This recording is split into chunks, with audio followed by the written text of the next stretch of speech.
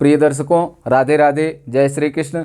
मैं सुदर्शनाचार्य संदीप त्रिपाठी आपके अपने YouTube चैनल एस्ट्रो राधे गुरु में आप सबका हार्दिक स्वागत एवं अभिनंदन करता हूं।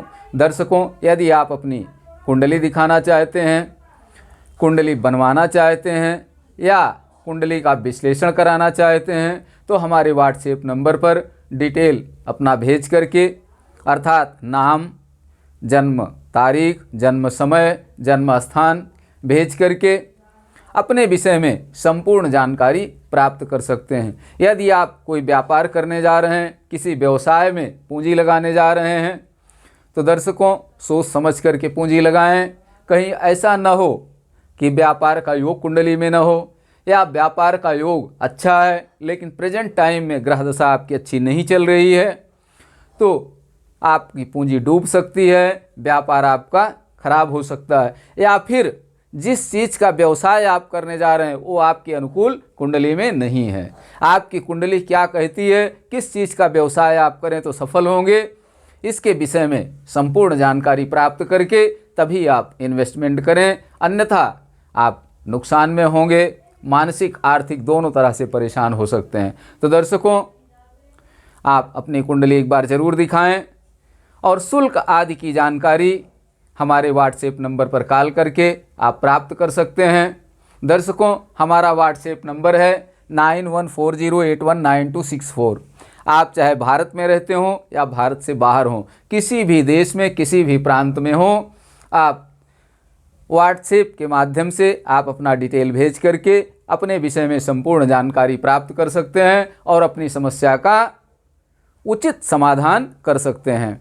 दर्शकों, आज हम शारदा योग की चर्चा करेंगे कि कुंडली में शारदा योग कब बनता है। जैसा कि नाम से ही प्रतीत होता है, माँ भगवती शारदा के नाम पर शारदा योग पड़ा हुआ है। यह योग एक अति उच्च क्वालिटी का राजयोग है, बहुत उत्तम राजयोग है। जिस भी जातक की कुंडली में शारदा योग होता है, ऐसा जातक जितेंद्रिय होता है, धर्मात्मा होता है, धन धान्य से परिपूर्ण होता है और स्त्री पुत्र से सुखी होता है। दर्शकों, ऐसा जातक विद्वान होता है। कब यह योग बनता है, कुंडली में कौन ग्रह कहाँ बैठे हों तब शारदा योग बनता है? जब दशमेश पंचम भाव में बैठा हो, किसी भी लग्न की कुंडली हो, दशमेश पंचम भाव में हो, बुध केंद्र में हो, 1 4 7 10 में से किसी भी भाव में हो, बुध केंद्र में हो, सूर्य अपनी राशि में हो। जब दशमेश पंचम भाव में हो, बुध केंद्र में हो और सूर्य अपनी राशि में हो तो शारदा योग बनता है। पहली कंडीशन है। दूसरी कंडीशन ये है कि जब चंद्रमा से पंचम भाव में बुध या गुरु हो या चंद्रमा से नवम भाव में बुध या गुरु हो और मंगल एकादश भाव में हो। दूसरी कंडीशन है जब चंद्रमा से पंचम भाव में गुरु या बुध हो या चंद्रमा से नवम भाव में बुध या गुरु हो और एकादश भाव में मंगल हो तो शारदा योग होता है। आइए देखते हैं।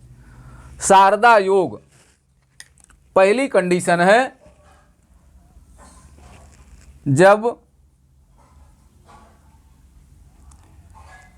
दशमेश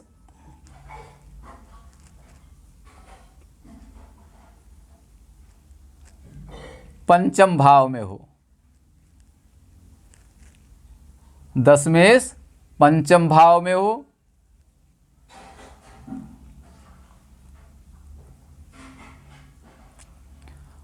और बुध केंद्र में हो।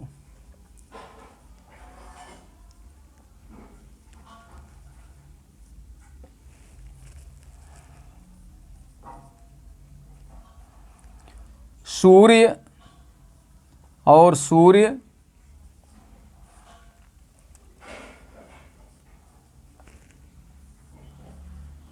अपनी राशि में हो।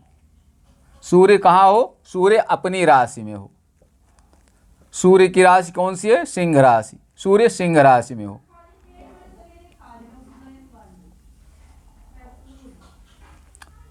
तो शारदा योग होता है।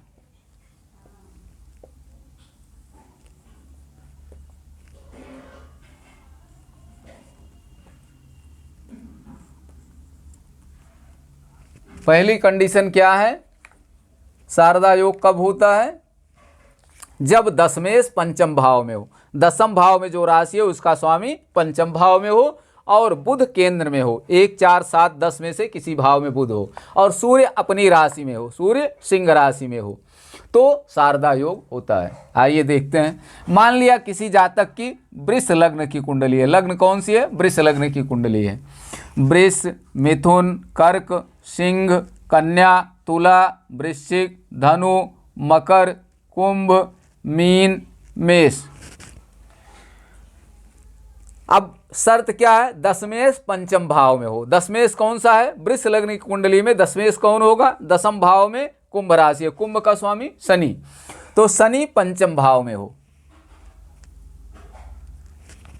दशमेश पंचम भाव में हो और बुध केंद्र में हो, 1, 4, 7, 10 में से किसी भाव में बुध स्थित हो। बुध 1, 4, 7, 10 में से किसी भी भाव में स्थित हो।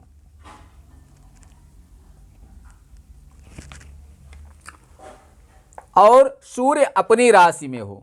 सूर्य अपनी राशि, सूर्य की राशि कौन सी है? सिंह राशि, तो सिंह राशि में सूर्य स्थित हो तो शारदा योग होता है। दशमेश पंचम भाव में हो, जैसा कि यहाँ है, दशमेश शनि पंचम भाव में है, बुध केंद्र में है, चाहे यहाँ हो चाहे यहाँ मान लिया कि बुध यहाँ बैठा हुआ है चतुर्थ भाव में, बुध केंद्र में हो और सूर्य अपनी राशि में हो। सूर्य की राशि कौन सी है? सिंह राशि में है, सूर्य सिंह राशि में हो। ज़्यादातर बुध सूर्य के नज़दीक ही होता है, या तो सूर्य के साथ होगा बुधादित्य योग के रूप में या आगे पीछे होगा एक भाव, ज़्यादातर सूर्य के साथ में ही बुध होता है। तो शर्त यह है शारदा योग की कि दशमेश पंचम भाव में हो और बुध केंद्र में हो। मान लिया बुध चतुर्थ भाव में है और सूर्य अपनी राशि में हो, सूर्य अपनी राशि सिंह में है, तो ऐसी स्थिति में शारदा योग होगा। और शारदा योग में जन्म लेने वाला जातक धनी होगा। यदि पुरुष की कुंडली है तो स्त्री पुत्र से सुखी हो, स्त्री पुत्र से सुखी होगा, तपस्वी होगा, धर्मात्मा होगा, राजमान्य होगा और विद्वान होगा। दर्शकों, दूसरी कंडीशन है शारदा योग की कि चंद्रमा से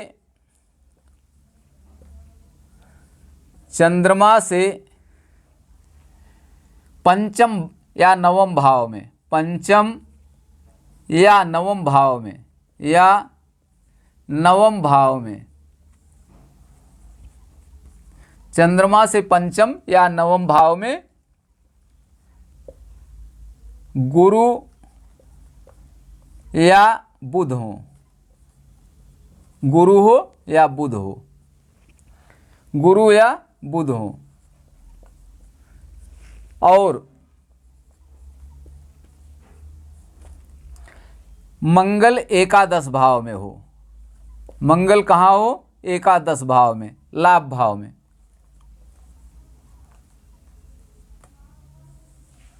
एकादश भाव में हो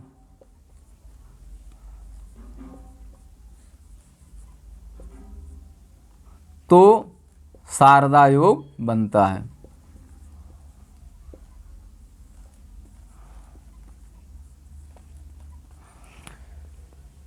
शारदा योग होता है। दर्शकों, एक तो लग्न से और दूसरा चंद्र से, दो तरह से शारदा योग बनता है। लग्न कुंडली है तो दशमेश पंचम भाव में हो, बुध केंद्र में हो, मान लिया बुध चतुर्थ भाव में है और सूर्य अपनी राशि में हो, तो शारदा योग होता है।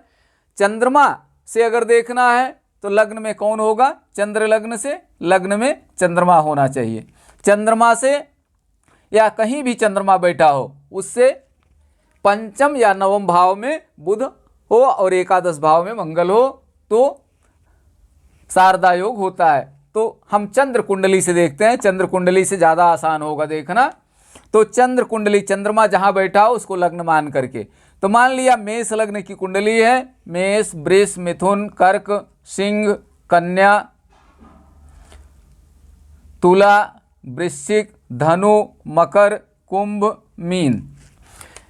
चंद्र कुंडली में चंद्रमा से पंचम या नवम भाव में बुध हो या गुरु हो। कौन हो? बुध या गुरु, दो में से एक हो। बुध हो या गुरु हो,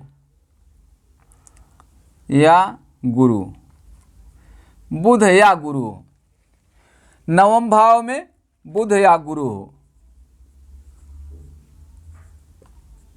किसी भी, हम राशि नहीं लिखते हैं, मान लिया किसी भी लग्न की कुंडली है, यहां राशि से मतलब नहीं है, कोई भी लग्न की कुंडली हो,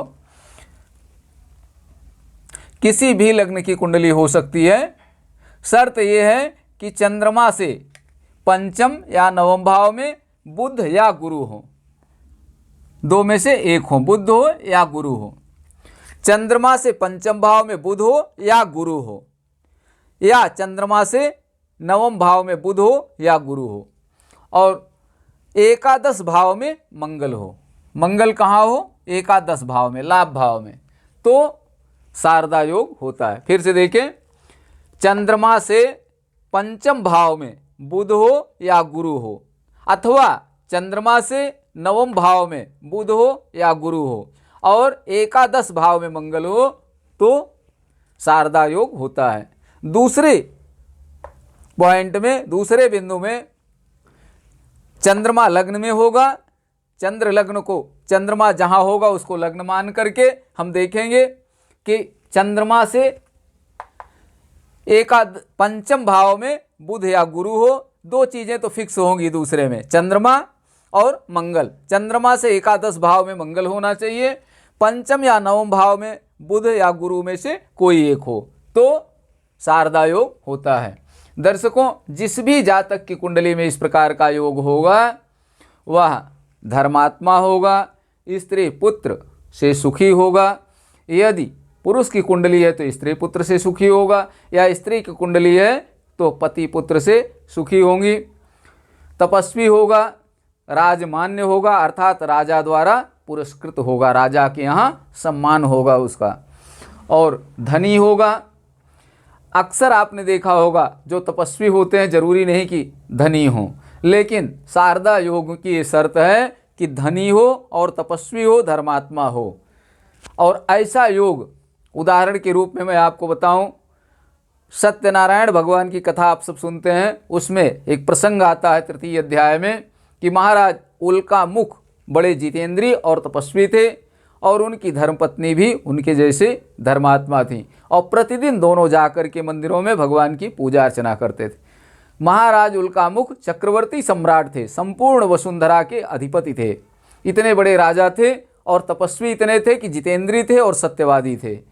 जो धर्म के अनुकूल होता था वही कार्य करते थे, इंद्रियां बस में थीं, जितेंद्रिय थे और सत्यवादी थे, झूठ नहीं बोलते थे, और इतने पुजारी थे, धर्म में इतनी आस्था रखते थे कि प्रतिदिन मंदिरों में जाकर के पति पत्नी दोनों भगवान की पूजा अर्चना करते थे।